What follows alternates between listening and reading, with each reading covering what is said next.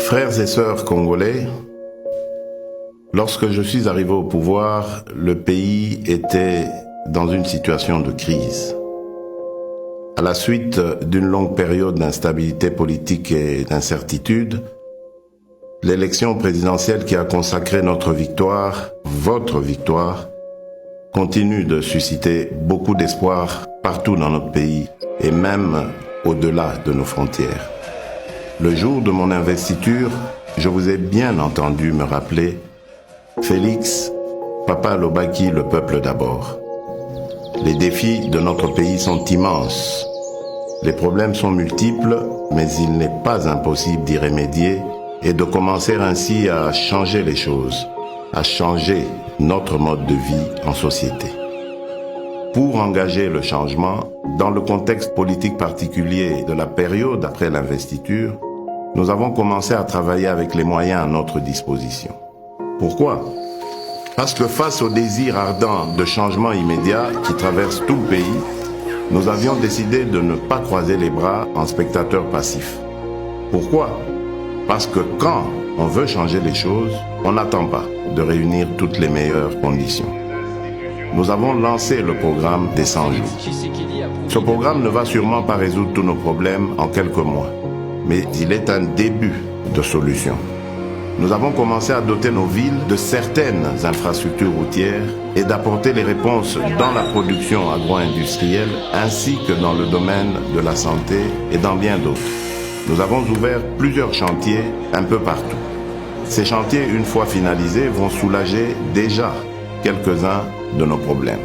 Certains d'entre nous pourront ainsi rentrer plus tôt chez eux et sans subir le stress des embouteillages, ou voyager plus facilement d'une ville à une autre, ou évacuer plus rapidement leurs produits et les acheminer vers d'autres marchés pour les vendre plus vite.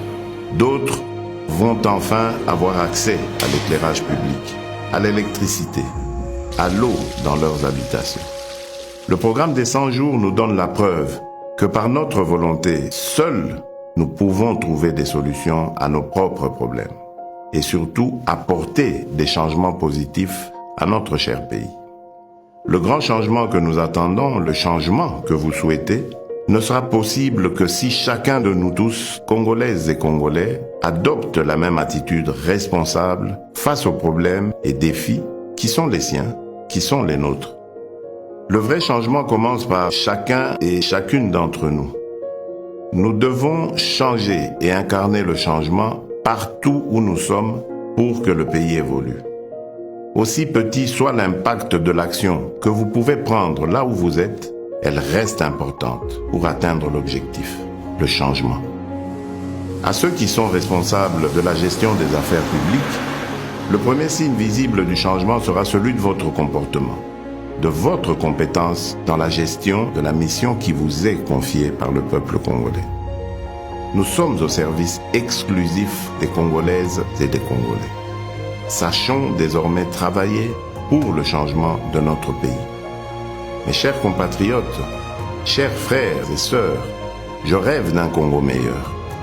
Nous avons le devoir de construire un Congo meilleur où tous les enfants, filles et garçons, ont droit à l'éducation, à la santé.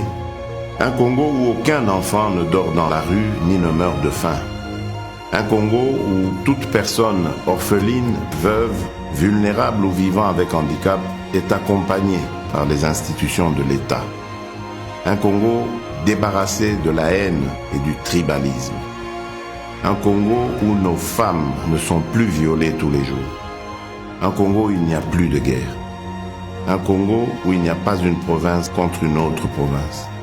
Un Congo où il n'y a pas ceux de là-bas et ceux d'ici. Un Congo où il n'y a pas ceux d'une église contre ceux d'une autre église. Un Congo où il n'y a pas un camp politique contre un autre camp politique.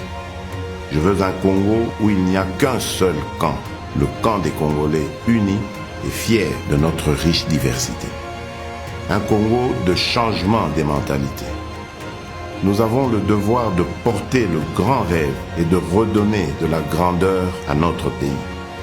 De bâtir un Congo debout et digne, un Congo des travailleurs responsables, vigilants et gardiens de nos lois. C'est le Congo que je veux pour nous tous. C'est ce Congo-là, notre Congo, pour lequel vous m'avez donné le mandat.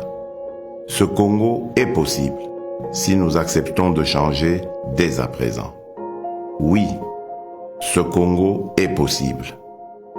Que Dieu bénisse la République démocratique du Congo.